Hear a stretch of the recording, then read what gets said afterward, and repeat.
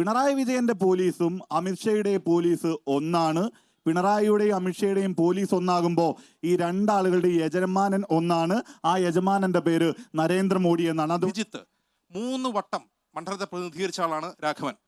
എന്തുകൊണ്ട് 4ാം വട്ടവും കോഴിക്കോട്ടെ വോട്ടർമാർ അദ്ദേഹത്തിന് വോട്ട് ചെയ്യണം? ഒന്ന്, 2024 പാർലമെന്റ് തെരഞ്ഞെടുപ്പ് ഇന്ത്യ മുന്നണിയെ സംബന്ധിച്ച്, കോൺഗ്രസിനെ സംബന്ധിച്ച്, MK രാഘവനെ സംബന്ധിച്ചു. ഇന്ത്യ ഭരിക്കുന്ന ഭരണകൂടം, ഈ നരേന്ദ്രമോദിയുള്ള നേതൃത്വത്തിലുള്ള ഭരണകൂടം ഇന്ത്യയിലെ ജനാധിപത്യം, മതനിരപേക്ഷ ഭൂസ്വര മൂല്യങ്ങളെല്ലാം തച്ച് തകർത്ത് മുന്നോട്ട് പോകുമ്പോൾ ഈ വർഗീയവാദികളെ ഭരണത്തിൽ നിന്ന് താഴെ ഇറക്കാൻ വേണ്ടി ഇന്ത്യയെ തിരികെ പിടിക്കാനുള്ള തെരഞ്ഞെടുപ്പാണ് കോൺഗ്രസിനെ സംബന്ധിച്ച് ഈ തെരഞ്ഞെടുപ്പ്. അതിനുവേണ്ടി രാഹുൽ ഗാന്ധിയുടെ കരങ്ങൾക്ക് ശക്തി പകരാൻ, ഇന്ത്യ മുന്നണിക്ക് ശക്തി പകരാനാണ് MK രാഘവൻ മത്സരിക്കുന്നത്. 1. 2, കഴിഞ്ഞ 15 വർഷക്കാലമായി കോഴിക്കോടിന്റെ വികസനത്തിൽ ഇതുപോലെ ഇത്രമേൽ വലിയൊരു വികസനം എഴുതി ചേർത്ത, നടപ്പിലാക്കിയ ഒരു പാർലമെന്റേറിയൻ ഉണ്ടായിട്ടില്ല. അത്രമേൽ വലിയ വികസനമാണ് കോഴിക്കോടിന്റെ എല്ലാ മേഖലകളിലും, ആരോഗ്യരംഗത്താകട്ടെ, റെയിൽവേയിലാകട്ടെ, മറ്റു ഇടങ്ങളിലെല്ലാം.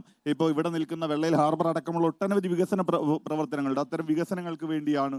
രണ്ടാമത്തത്. മൂന്നാമത്തത്, അജിംസെ, ഞാനും അജിംസും ഇവിടെ നിന്ന് നമ്മളിങ്ങനെ ചർച്ചയിൽ പങ്കെടുക്കുമ്പോൾ നോക്കൂ, ഇന്നലെ തിരുവനന്തപുരത്ത് പാലോട് പോലീസ് സ്റ്റേഷനിൽ ഒരു FIR നമ്പർ 0398 ഒരു FIR രജിസ്റ്റർ ചെയ്യപ്പെട്ടിരിക്കുന്നു.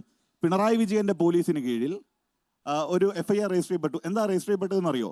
ഈ രാജ്യം ഇന്ന് ഇല്ലാതാക്കാൻ കച്ചകെട്ടിറങ്ങിയ നരേന്ദ്രമോദിയുടെ അഴിമതിയെ, ഇലക്ട്രൽ ബോണ്ടുമായി ബന്ധപ്പെട്ട അഴിമതിയെ വസ്തുനിഷ്ഠമായി, എനിക്ക് തോന്നുന്നു ഒരു മാധ്യമ ചാനൽ തന്നെ നിങ്ങൾ പുറത്തിറക്കിയ കാർഡ് ഫേസ്ബുക്കിൽ പങ്കുവെച്ചു എന്നതിൻ്റെ പേരിൽ ഒരു ചെറുപ്പക്കാരനെതിരെ കേസെടുത്തിരിക്കുന്ന പിണറായി വിജയന്റെ പോലീസ്. ഒരു കാര്യം വ്യക്തമാണ്, പിണറായി വിജയന്റെ പോലീസും അമിത്ഷായുടെ പോലീസ് ഒന്നാണ്.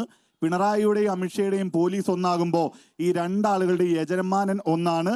ആ യജമാനന്റെ പേര് നരേന്ദ്രമോദി എന്നാണ്. അതുകൊണ്ട് ഈ 2 കൂട്ടരും ഒരേപോലെ ഈ രാജ്യത്തിന്റെ ശത്രുക്കളായി മുന്നോട്ട് പോകുമ്പോൾ ഈ 2 കൂട്ടർക്കുമെതിരെയുള്ള വലിയൊരു പടപ്പുറപ്പാടിലാണ് കോൺഗ്രസ്. അടുത്ത വാക്കുകൾ ഉപയോഗിക്കുന്നുണ്ട് ചോദിക്കുകയാണ്. ഇന്ത്യ മുന്നണിയുടെ ഭാഗമാണ് CPM-ന്റെ പോളിറ്റ് ബ്യൂറോ അംഗമാണ് പിണറായി വിജയൻ. ആ പിണറായി വിജയന്റെ പാർട്ടിയുടെ സ്ഥാനാർത്ഥിക്കെതിരെയാണ് നിങ്ങൾ ഇത്ര രൂക്ഷമായ ആക്ഷേപം? നോക്കൂ അജിംസ്, കേരളത്തിലെ ജനങ്ങൾ, ഞങ്ങൾ പറയുന്നു യെച്ചൂരി ഇപ്പോൾ ഇന്ത്യ മുന്നണിയുടെ ഭാഗമായി. പക്ഷേ ഇന്ത്യ മുന്നണിയുടെ ഭാഗം ഇവരിപ്പോൾ ആയിട്ടില്ല.